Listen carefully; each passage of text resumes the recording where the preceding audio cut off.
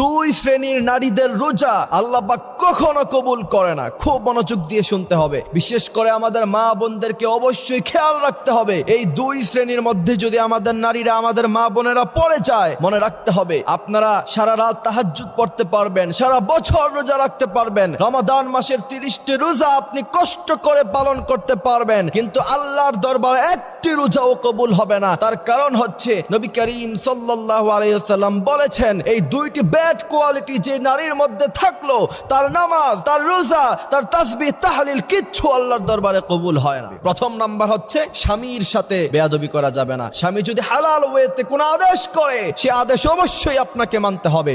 আর স্বামী যদি কোনো এমন বিষয় আপনাকে আদেশ করে যেটাকে ইসলাম সাপোর্ট করে না, সেক্ষেত্রে ভিন্ন হিসাব। দ্বিতীয় নাম্বার, যেই ব্যাড কোয়ালিটি আপনার মধ্যে থাকলে আপনার রোজা আল্লাহ কবুল করবে না, নারীদেরকে বলছি, আমার মা বোনদেরকে বলছি, খুব মনোযোগ, সেটা হচ্ছে বেপরদা যদি আপনি থাকেন।